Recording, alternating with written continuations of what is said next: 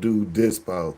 So if you ain't got a green thumb, holler at your green chum. You dig? That's another slogan for later on. We'll write that down. Nah, we ain't got to write it down. We got highlights and videos. It's already recorded. We already put it out there for you. Shouts out to premiering instant slogans. We do that from time to time too.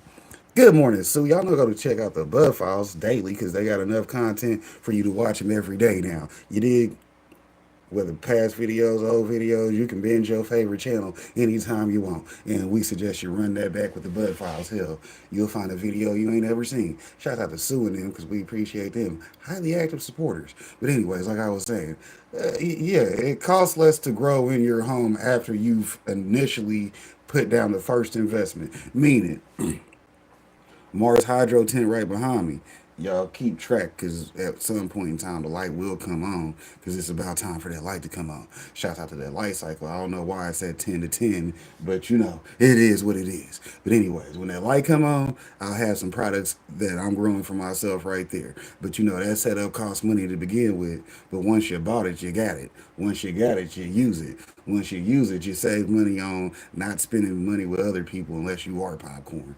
Hell, I'll have stuff in the flower tent, have stuff in harvest, have stuff in cure buckets, and then I'll still be out there buying a bag from the homie. But you know how that goes. That's just how we do. Hell, I'm gonna buy a bag from the homie anyways because I gotta have a variety. Can't have one itis. Shout out to not having one itis, which is good for the home growth because you can have six. Shout out to those six ladies that you could have decked out over there in the corner, sitting there waving at you. Hey, popcorn, how you doing, ladies? Oh, wet plenty's popcorn. Okay, wet plenty's. We appreciate that. Y'all keep it wet for me. And then I will make sure that the wet plenty's that y'all got are used correctly with what I'm doing. Hell, shout out to that though. But home grow is on top of it because hey, you go to the dispensary technically you don't even know what kind of weed that is or who did what with it.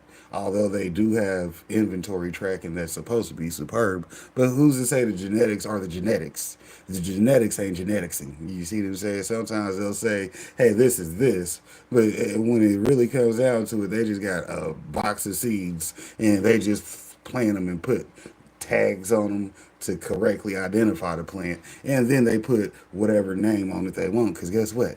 Hell, this our shit. We can call it whatever the fuck we want. What? Gorilla glue sell good? Well, if this weed sells good, it'll be gorilla glue in the future. Because we got the clones that we clipped off it anyways. But shout out to growing. This is a whole long process. It's this whole long process. But yeah, you definitely would prefer to be in charge of yourself other than going to the store. That's just like the homesteading community. You'd rather grow your own foods that you can grow and not have to go buy things that you can do yourself. It's called self-sufficiency.